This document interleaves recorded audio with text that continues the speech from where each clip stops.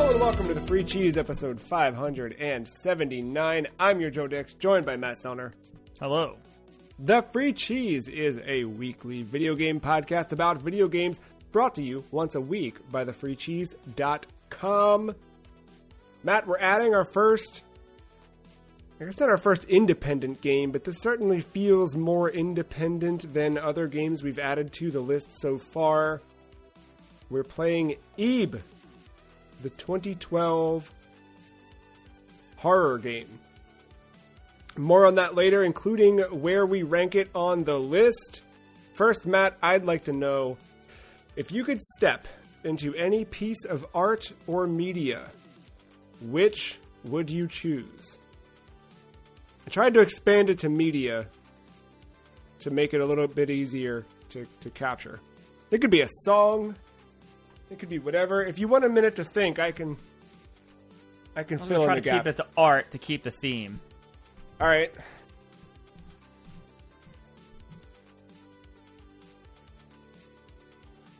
Part of me was to be dumb and just say, like, the Mona Lisa so we can get our answers to all the questions. Not a bad answer.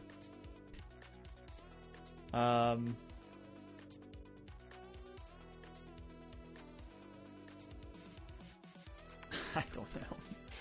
I've been to a ton of exhibits in the last decade.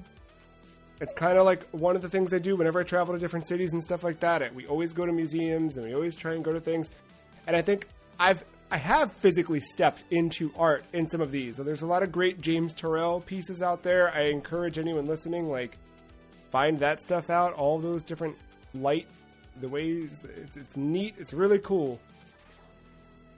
If we're talking 2D art, I'd like to step into, and I should have more examples of this than I do, but to keep it in line with, like, kind of the Ib goth ethos or whatever you want to do, one of the coolest exhibits I ever saw, historically, was a former co-host of this podcast, Ben Barris, and I went to New York City to see Tim Burton's exhibit at the Museum of Modern Art, and you got to see all of his, like, original sketchbooks and everything where he drew out all the, everything from, like, the sketches of the Penguin and Catwoman to Jack Skellington to whatever else.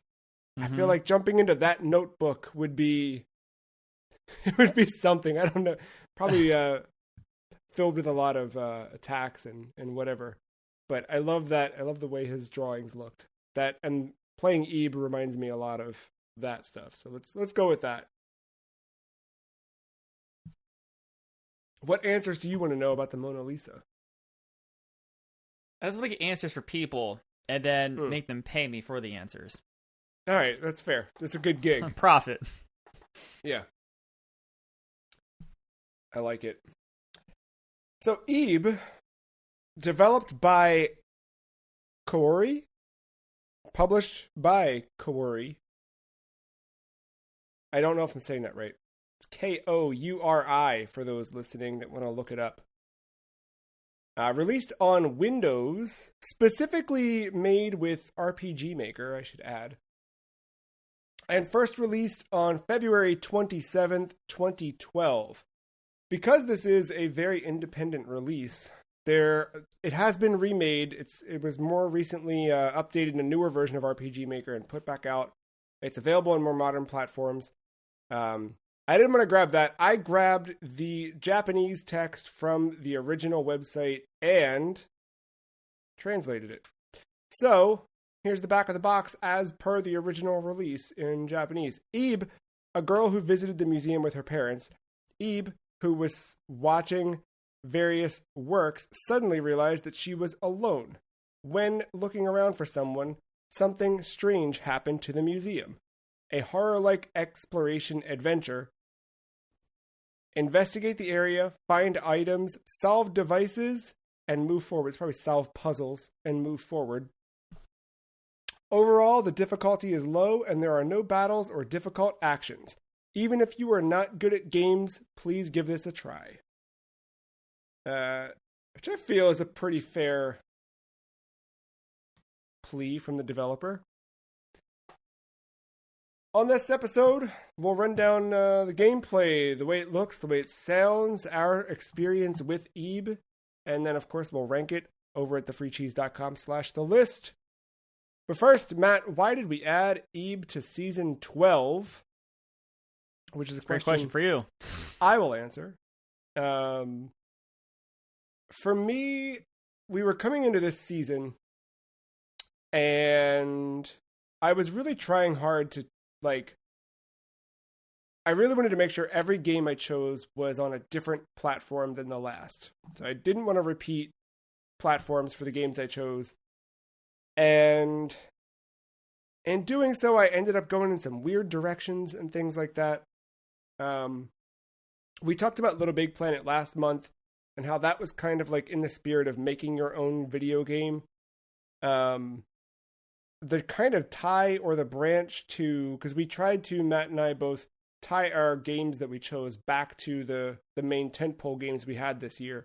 So for me, the direct lineage between Little Big Planet of making your own video game and my Wii Sports killer of Pokemon Gold and Silver and RPG was Ebe, something that was made in RPG Maker. And I felt like it's a game. There was some video I watched or a website I found or someone's blog or something. But someone was basically saying, here's real video games. And they showed a bunch of cool looking games. And I just one by one was like writing them down because they all looked cool. And I saw this one and I was like, this looks weird, cool. I knew nothing about it other than just the way it looked.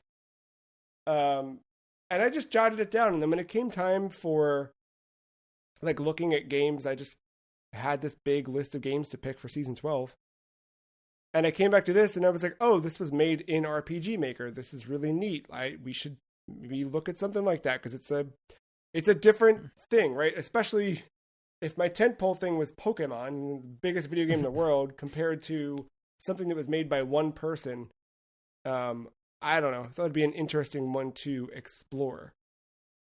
And yeah, have you played many other RPG Maker games before? I scroll through a list of like well-known ones or better ones, curated, of course, but like I couldn't find anything that I did play. I don't think I have either.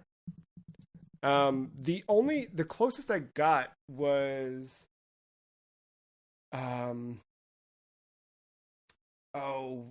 what are they called?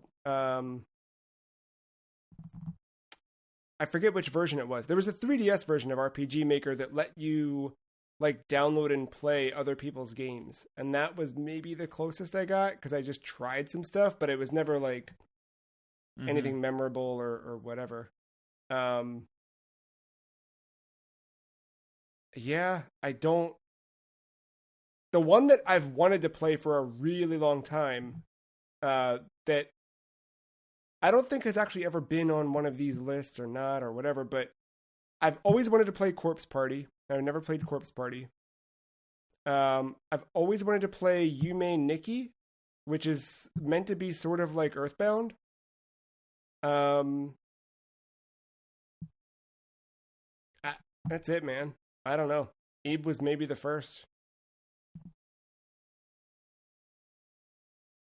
that I can think of. Yeah, when you think of a game like Ebe, what comes to mind? Or like going into this? So, I never played it, but you just mentioned it, Corpse Party. Yeah. That's exactly. I didn't realize that was RPG Maker. That's funny.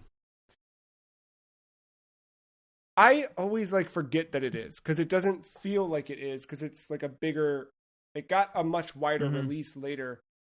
You wouldn't think that it is, but yeah.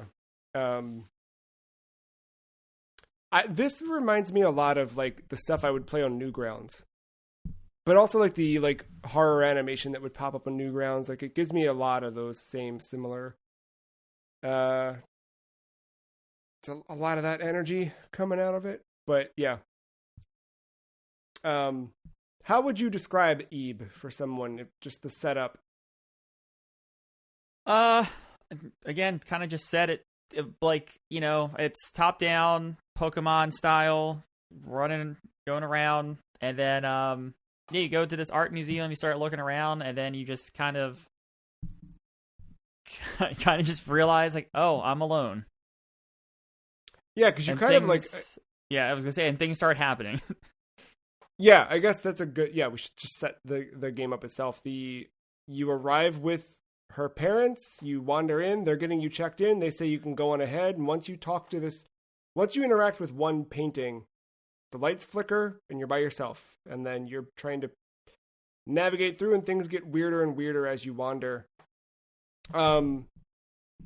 The one thing I want to note, like before you turn the lights out and you're kind of wandering through the museum alone, as you interact with some of the paintings, one of the things I really liked a lot about this right from the start is you would touch a painting or the name card beneath it, and the name card would just read like question mark, question mark, question mark, whatever. Like, what was the one I wrote down?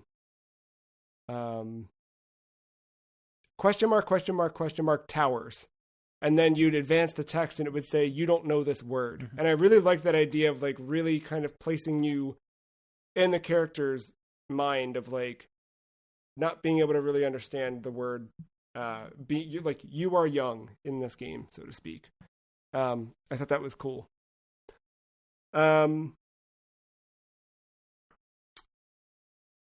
Yeah, the general gameplay in Ebe is obviously, you can tell it's built in RPG Maker, right? Because you're interacting with things, you're wandering through those text boxes, but there's never actually any combat, right? There's no no, not the traditional sense. Yeah, no, there's not like a menu based choose an attack or anything like that. You are simply going around. Even the inventory system isn't really an inventory system in the way where you're like managing things. You do pick up items and you use them for puzzles, but it's very limited in that regard. Well, you have like 2 or 3 things at most.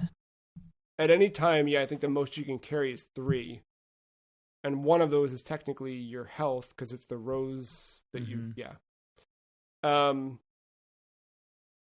Is there anything else core gameplay wise that you would? I mean, it's kind of like that, and then you solve puzzles based on the world around you. Yeah, that's about it. Do you feel like it's still an RPG, or do you think it kind of breaks the boundaries of it? I think it breaks the boundaries because, again, you're not like level. When I think role playing, I think of like the role playing aspect, and like not necessarily creating your own character or something like that, but like allowing you to make a build of some kind or even like loosely like lean in a direction. This has none of that. Like you are a character. This is the character, and this is their adventure. So I think of it more as like just a top-down adventure game. Yeah, it's very much more adventure than anything else. I agree with that.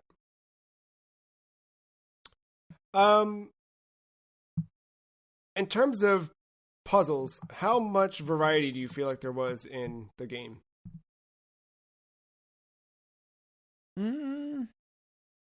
What do you think? I think more than I expected in a game like this. Because I do feel like the game was pretty good about offering different types of puzzles as you played. Like, there was one that was like a math puzzle. There was another one that was... I'm forgetting all of the puzzles now. The only one I remember having to like write down was like the numbers that were different colors, because I put all that I wrote down. Everything else I was kind of doing on the fly. I don't know, like there's the hide and seek one with the guy. That's different. I do genuinely, like, throughout it, though, I never felt like, oh, it's this type of puzzle again. Like, each puzzle did feel new. It was a new challenge, but not in the same challenge of, like, what we talked about last week with Fear Effect, where, they're a little bit esoteric. Or even, like, looking back at something like Device 6. Like, I feel like these are a little more straightforward than Device 6 was, but still, like, I think unique all throughout. Yeah. Did playing this remind you of any other games? No, not particularly. No, not really. I mean, yeah, there's top down, like games with this. Not almost this. I think this has its own unique art style, but like games that are like this that have a similar art style. Like I'm not dismissing like this game stands out as unique. I just can't think of a good example, like a more direct comparison to this. Yeah, and I can't. I don't know. There's a couple games I remember playing on like Vita, these little like survival horror 2D things and stuff. Like I definitely think of that. It does. I mean, it makes me think of an indie game, generally speaking. Like this kind of game, I think. And it's funny because like I did not know this when I added this to the list, but in kind of prep work leading up to this, I started noticing a ton of YouTube videos from about 10 to 15 years ago. I guess not quite 15, but let's say 10 to 12 years ago, with millions of views. This game, I guess, blew up as one of those early like horror streamer kind of things, which I didn't realize. But I knew this had kind of a cult following, so that makes sense that it kind of blew up there. But yeah, I think a bit about some of those like Lone Survivor on Vita and things like that for sure. Did did it scare you at all while playing? I think there was a couple jump scares that got me on. I can't remember exactly where. The little, like, that creepy girl that kept peeking over like an edge. And that one section replaying as, man, shit, what's his name? Oh, Gary? Gary, yes. God, ooh, that's bad. Yeah, that section you're playing as Gary. That girl is like, tips out, like peeks out a little bit, and then there's the when he solved the puzzle in that room, she starts to bust out, and you have to like run. Yes. Or you have to escape the room somehow. I forget what exactly happens, but you escape the room and you have to leave before you get caught. You got. The other ones that were not creepy, but like I wasn't expecting it at first was the paintings just kind of coming off the wall and following you around. The ones that didn't do anything, or if they did, I never triggered it, were the like hanging dolls that were all in that one space, and you had to knock the one down to get the hint for the math puzzle. Nothing ever happened with them. Yeah, I expected one of them to fall after that and chase after you or something like that. The hands out of the wall got me good the first time. Yes, yeah, I forgot about them. Yep. And then the second time I was like, what's the message from the ground say exactly? Because it's like, things, don't forget what was mentioned. It's something along the lines of like, don't forget what we told you. And you're like, what? And then you walk up and, it's like, God damn it. And then the rest of the game, I'm just constantly walking in the middle of the hallways now. Right, yep, dead center as much as I can. Were there any particular sections that felt the most tense? The crayon, the last bit of, I guess, unless you do the hidden stuff. Oh, the sketchbook part. That's what they call it. Where it's like a lot of like just random crayon and you're walking on the crayon background. Yeah.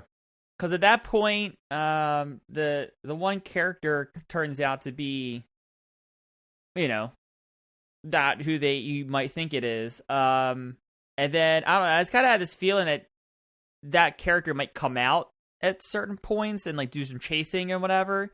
Because that map was set up in a way to be chased easily. Because there was it was just a giant square and a grid in it. So I was kind of expecting that a little bit, but no, it's just like, not that the game was you ever felt comfortable at times, but the sudden change in atmosphere, like literally art style and just like shifting characters and stuff like that, it definitely made it more uneasy in that area. Yeah. Yeah, I think you're right. I think the first time you get a little bit of that was the one section where you're locked in that one room and one of the paintings breaks through the top. Yeah, and you gotta scurry. Yeah. I guess the paintings themselves, they kind of, those enemies definitely were a little weird. Yeah. How about controls? How did you feel the game controlled throughout? Game control fine. My hands felt a little cramped, but because you're just on the yeah arrow keys, right? Like yeah. And I have a 10 keyless, so I'm like really on the end. Oh yeah. That felt a little weird. Game controls fine. It's just my personal setup's just a touch awkward for it. Yeah, no, it's tight. I bet playing the modern port, which we maybe should have. I was just kind of adamant about playing the original release because I liked the idea of us playing like the first RPG Maker. Oh no, I'm happy we played this one, yeah. and I had no problems. And once I kind of like readjusted how like the keyboard set, I was fine. No, but I'm curious to see what changes in the remake of it. I did look for a config file though. Oh really? Yeah. Yeah. No dice? Not an obvious one at least. Yeah. Do you think that having puzzles in the game made it scarier, more tense? Well, yes, in a way that you had to live in areas where you didn't want to live anymore. Especially the last, I think this area right before the sketchbook, when like every time you do something, another thing is like active in the room now and chasing you. What would that be considered? I guess that was the split part. Yeah, because you were like where you're breaking up as the different people. Gary and Ebe. But yeah, no, I think you're with her, and she like just more stuff is just becoming active as you're doing puzzles in the room. I can't remember the exact room, but yeah, it's towards the end. I think it's like right before the sketchbook. Yeah, that makes sense.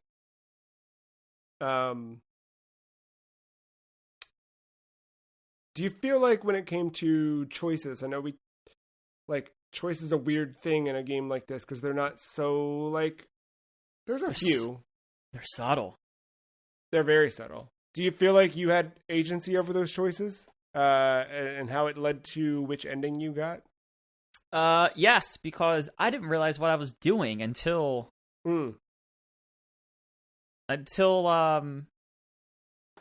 close to the end. Did you get the good ending? So what is like considered like I escaped, he escaped, but we didn't remember each other. I think that's the good ending. That's what I got, and I thought that was the good ending. I believe the bad ending is... Wait. Maybe that is a bad ending. I thought one of the endings that's considered bad is that you escape, but he does not. That is one of them, and I know there's like points and getting caught in that one room where I was talking where like the girl comes out of the window or whatever. Yeah. I know that is like automatic fail state for the bad ending, but I know Gary can die. Yes. I didn't have him die though. He didn't die. No. I just know they didn't remember each other. Maybe there's a better one where they escape together, but I don't know. Either way, you feel like what you were doing, I guess you were sort of stumbling your way to the good ending? Yeah, kind of. Yeah, I didn't realize... Well, one, I really didn't realize decisions were being made. Like, obviously there were decisions, yeah, but yes, not in a meaningful way. I just happened to do the right things at the right time. Thankfully. But yeah, no, I like the subtle decision making, and yes, that there's this amount of care put into ending choices and whatever. What do you take away from the story in Ebe? And I know it's an intentionally broad question. I know. No, it's not like the story's basic. It's you get yourself caught in this weird world and you're trying to escape it. But it's like almost like a battle against loneliness. Mm-hmm. And wanting to be with others in a way, because you're trying to escape while what turns out to be the main antagonist is trying to get friends almost, and their paths cross but in opposite ways, and the two don't mix together, obviously. At a deeper level it hits too, but in terms of just general storyline beat to beat, it's a fine game too. I liked the way you described the plot overall, though, just now. That was very poignant. I feel like that was like better, summary than I had been thinking or taking away from the game. I like that.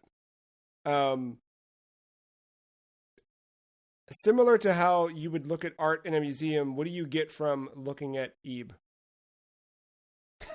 Or playing it? Whatever, however you want to apply. I like how you assume I go to museums and look at art. Well, I'm just saying, like, generally the concept, I've looked at more art in this game than I have in my entire life. You should go to museums. It's a fun, great activity, and Baltimore's got plenty of them. I know Baltimore's got plenty. I know. I see that mural downtown when I'm by Camden Yards, so that there you go. Count. Anyway, specifically, what do you get from it? I repeat the question. I kind of lost the exact phrasing of what the question was now. Sorry. I think just like from when you go to you go to a museum and you look at art, like everybody gets something different from you take something away. Like, what do you get from playing Ib? What's your like lasting impression? What's the thing that lingered with you after looking at Ebe? It was kind of what I was saying earlier, like that like embracing others, having others in your life and having connections to them. Like that would be my main thing. I think that's I really like that. My general takeaway was just like, I think it looked cool. I want to spend more time looking at things that look cool, which I don't think wrong with that either. I like the art style in this game, by the way. Yeah, no, I mean, a lot. We'll get there, that was like my main thing. No, I like that you actually had an emotional response to it. That's way better than it looks cool. Yeah, I agree. Any feelings you're left with? I think, is it the feeling of like companionship or like probably? Yeah, I mean, probably. But like it was a good spooker. Overall. Yeah, like it's not the scariest thing we've ever played, probably, but it had like a good tone to it. I liked the setting. I like the concept of like being in the art gallery and you're then suddenly in this different world. I liked that a lot. Why do you think an art gallery specifically makes for an interesting setting for a horror game? One, it's big. And like, but I don't know. I feel like the art can start to depict. It's like good foreshadowing tools in a way. Yeah. I don't know, and like there is always, I don't know. I feel like there's always like a secret tunnel. Yeah, there's that, and I feel like in like video game depictions of an art museum. No, but in real life depictions, there's always like something where there's a velvet rope and you're not supposed to go behind it. There's always these ushers that are around that are looking at you and making you feel like you are not supposed to be here at all. Why are you in this room? And I think generally in terms of like things being haunted or whatever, you do have this like, in some cases, centuries worth of art and creations and things, right? Like people took their emotions and thoughts and feelings and they put them out into something physical and it's permanent, and now you're looking at it, and like there's something about that I think can be a little more. I know. It makes you always have the very Scooby-Doo, the eyes can move with you kind of thing. Oh, there's that too. Yeah, 100% there's that. No, I think the last time I was in video game wise, I was in an art museum. It might have been Deadly Premonition. Oh, that segment. Man. Yeah, I forgot about that. What a good game. It's a game. What is it now on our list? Like That was a year 36 ago now, wasn't it? Or was that 2 years ago? I Oh, man. Maybe 2 years ago. I think it might have been 2. So here we go. Okay. God, shut up. Yeah, because it's been a while. I was playing in the house. I know that. I think it was when I just moved in. It might have been 2 years ago. 2022. November 2022. Yep. Anything else gameplay wise we didn't cover, or story wise on Eve? I know I know like the person who made it said there's no combat, but like there are like very gamey elements where you do have to run and you have to navigate tight spaces, and there's escape sequences and stuff like that. Not to say that it's terribly complicated, but worth mentioning in terms of gameplay. Also, like the roses and putting them in water. I thought that was a clever little here's your typewriter. Yeah, it's like a save, but it's also a refill of ammo. Well, I guess you're not. You are technically saving in another spot, but yeah, I mean there's that, and then there's like multiple roses and things. It was good mechanic. Let's talk about the way it looks. How would you describe the look of Ebe? It's I don't know the right term for it, because like I kind of want to say like this weird version of like a gothic, but it's not. It just, I don't know. It's just dark. Yeah, it's dark. It's very hand drawn and handmade. It looks like a high school kid's sketchbook, but yeah, like in a cool way, not in a drawn to death way. Like I like it. It's like it's the kid's sketchbook that like when you actually see it, when you look over your shoulder in class, you're like, oh, I didn't know that kid could draw. Right? Like you're surprised by how cool the stuff they're drawing is. Which I think obviously when you get to the sketchbook level, that becomes all apparent. It's a little bit more younger than high school at that point, in the sketchbook level. But I really like that as well. It was a nice like surprise. I guess it should have been surprising looking at the original painting you interact with to kick this all off, but yeah. I think I was gonna say one of the reasons why I feel like it's dark is because the first 5 minutes of this game is all like white backgrounds, white walls, and then just in like a blink, it's like dark mode all of a sudden. Yeah. And I think just that little 5 minutes of just walking around the museum in its regular lighting just creates a tone when the shift happens. I think that's part of it too. Yeah, because you don't. It never gets brighter by very end or whatever, but like it doesn't. But even like the sketchbook, like it's using bright crayons, like type art, but it's on a black background. Yeah. Yeah, it's not lit like the same. That's a good point. Yeah, it's a very dark game, generally speaking. Do you think that the way that it was designed art-wise, and it does use like kind of like the RPG Maker aesthetics in a way, do you feel like the art design made it easier to approach and less scary to approach, or do you think it made it scarier? I think it made it get unique in how it did some of the scares. Like, of course, a painting came to life, but like the way it was like a person crawling out of the painting, almost like our friend from The Ring crawling out of a TV. Kind of like that, but like just half stuck and can't quite get away. All those mannequins. I mean, obviously a mannequin's just like an easy scare or a tactic to play with you, but I think the use of them here is effective, even though it's done thousands of, like a Batman game has used them to an extent. Yeah. But like, I think like that, like, the one character does not drawn in this traditional way, that creepy girl like peeking over a wall, or like the hands, like again, just a subtle jump scare, but it makes like, of course, there's hands hidden in a window in this weird creepy spot. Of course, hands are coming out of a wall for some reason because there's a creepy haunted art gallery. I think its limitations. Yes, there are definitely limitations, and it's not the most creative thing, but I think it despite it being more traditional scares, I think they still felt unique. I think so too. Yeah, I agree with that.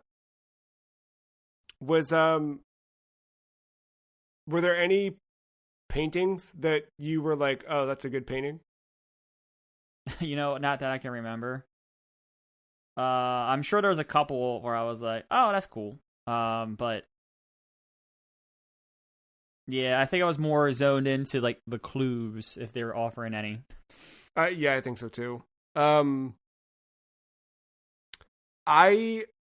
It wasn't really a painting, but I really liked the cat when you fed the fish to the cat and it just screams. It was pretty good. But yeah. I'm a sucker for a good surprise scream though, so. How about the do you feel like it was easy to read the health system, so to speak, the menu, inventory, all that stuff? Yeah, the inventory felt like a waste of a menu. Like I never really needed it. Yeah. But I mean, it didn't hurt to have it in case you remember what you had as far as puzzle pieces. Yeah, the game fine. Like health makes sense. I think it's one of those things like you get hurt the first time, and I think the first time you get hurt is scripted. So you're like, what are these roses? And then boom, you get hurt. And you're like, oh, okay, I understand now. Yeah, I think you're right. Yeah. What role does sound play in Ebe? It's definitely sets the atmosphere. If maybe I'm struggling to remember now, but I feel like a lot of this game is quiet. It's very quiet. Yeah. Some footsteps here and there, but yeah, generally kind of quiet. So I think when sound does come in, it really it's impactful in that way because it needs to be. Anything specific you remember sound wise that stood out, scared you, or drew you in? Yeah, I mean like I said, the little dumb jump scares I think were effective because of how quiet and just the footsteps. When the little bit of a track does pick up, I think it's effective in those times. Because it doesn't happen often, so you just automatically associate with something big happening almost. But no, it's simply done, but I think it's again just effective for what this is. Yeah, no, I agree. What's your lasting opinion of Ebe? This is a fun, enjoyable little spooky game. And it's not. How long do you think it took you to run through? I don't know. I did it in 2 sittings. Had I just better planned, I could have did it in 1. I immediately finished something and was like, let me start this. And then it was like an hour in. I was like, okay, I'll having fun. I'll come back. And then I beat it hour and a half later. Yeah. So I would say 3. It probably would take me 3.5 if I think I used a walkthrough for 3 things or something like that, just to kind of cut down my time. That was about it. Yeah, but it's not long at all. No. A couple hours. Granted, I don't know if you're playing the remake, if that has anything different, but yeah. I know it encourages a replay though for the secret dungeon, which I did not go back to do. Okay. No, me neither. What about the game's reputation? Did you know anything about it before going into this? Knew nothing of it. Yeah. No, I mean, it's literally in the lead up after playing it when I'm just putting together the outline for the show where I was like, oh, this was streamed by a lot of people. I think this is one of those things where it's, you said Eve, and I was like, okay. And then I looked at a screen, I was like, oh, are we playing Corpse Party? And then like I put the two together. Like, oh, okay. Yeah. Yeah. No, I agree. Would you recommend Ebe to? Already other have. people? Already have. How? When you work at a college and students are a part of your day to day, it's very easy to recommend games. Something like this. Oh yeah. Yes. That's exciting. Pretty good. Yeah, no, I think people should check this one out. It's short. It is simple. I think just like the creator said at the beginning, like it's not difficult. But yeah, it's solid. It is very solid. Did this make you want to play something else next? I like an RPG Maker, probably not. Like I know they're out there; they'll always be out there. I'll see them as they come my way. I'm probably not going to actively seek out that stuff. And the spooky stuff, like I come and go with that, and depend on what it is as well. But no, I was happy I played this. Yeah, no, me too. I still want to play Corpse Party. It's been like a thing I've wanted to play forever, but I don't know. I think I have it on Vita too. Like I bought it, the PSP version when they put it out there, which I think now that version's on Switch and everything else. And there's a remake and there's a movie or something. I don't know. Do you think this game holds up today in the wake of all of the indie horror, the deluge of indie horror we've had in the last decade?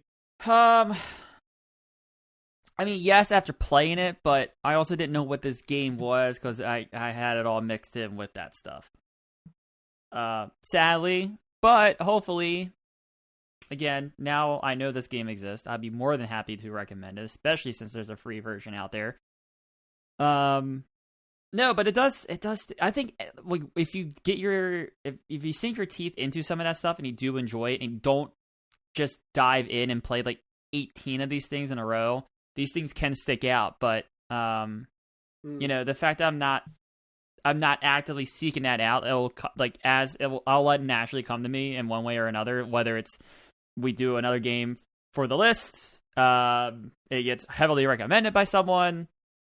I naturally somehow fall into it because of a Twitch stream or something like that. Yeah. I'll check this stuff out, but I this is one of those things where you can oversaturate yourself, and I think if you oversaturate it might not stick out as much, depending on what else is out there.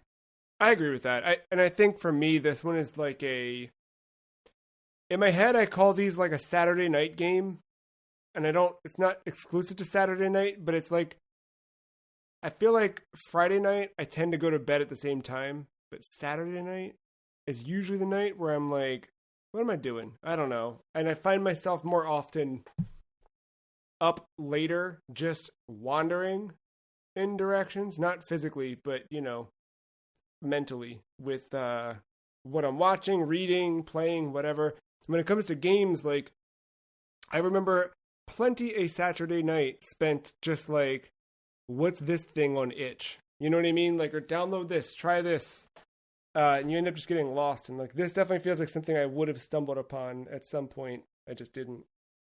But I liked it. I liked it a lot.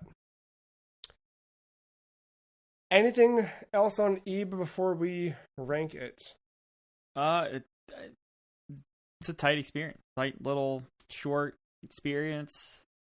I'd be curious to see what the remake. I'd be curious to see if there are differences.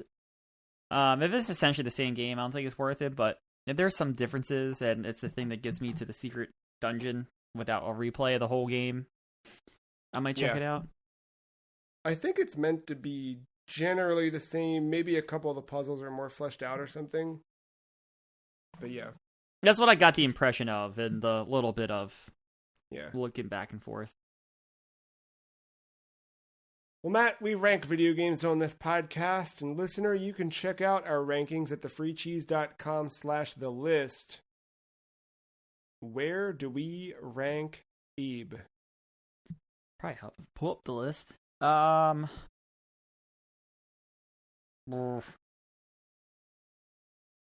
It sucks because it's good, but then I'm looking at the list and I'm like, it's not that good.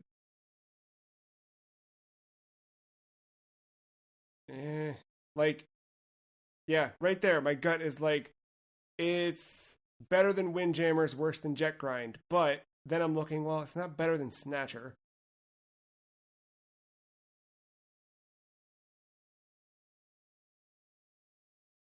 Or is it? Are you thinking it is?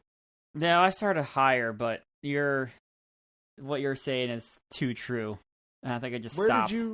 Where'd you start? I was looking for the direct comparison. So I mentioned Deadly Premonition earlier, and I was looking at that. I was like, this is probably better than Deadly Premonition, but there's just too much stuff under it that is better.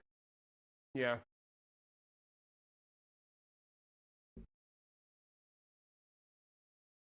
I think this is better than Costume Quest. I think I found my floor. I agree. And then I'm like, is it better than Little Big Planet? Like, we didn't have a great experience with Little Big Planet this time around, but on the whole, is this better than that? I mean, if it is, I don't think it climbs much higher because I think I have no mouth and I'm a screen better. All right, yeah. So let's sandwich it between the two. How's that? That works. The new 66. Ebe. Pretty good. That's where I kind of felt like we would land in a way. Somewhere in that. I think my ranking's higher than where we put it, but I'm fine with where we put it. What do you mean ranking? Not scoring. Oh, like review? Yeah. Yeah.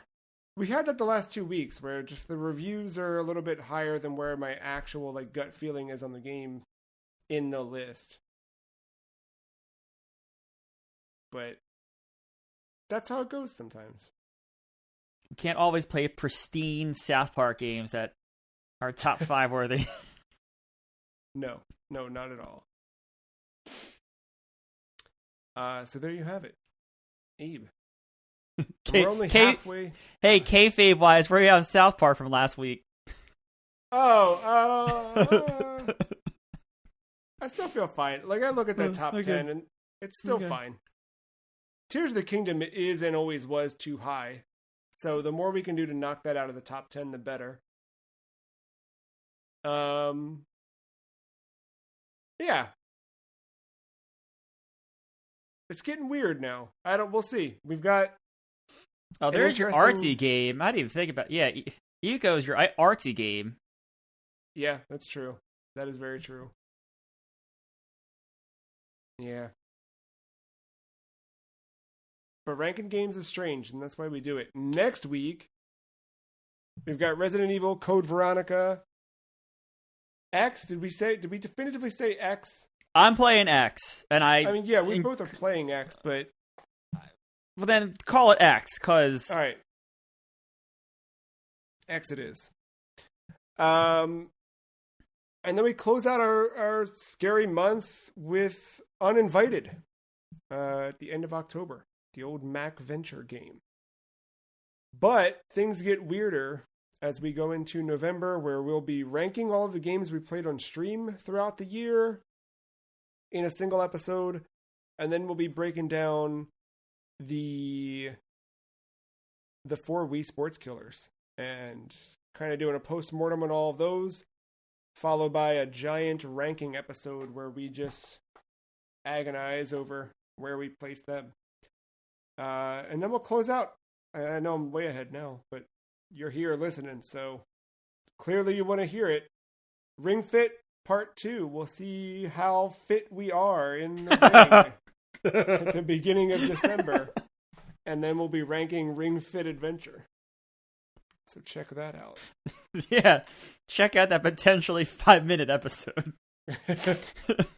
I actually have a lot of updates for that episode, so stay tuned. All right, there we go. At least somewhat one half of this has something to contribute.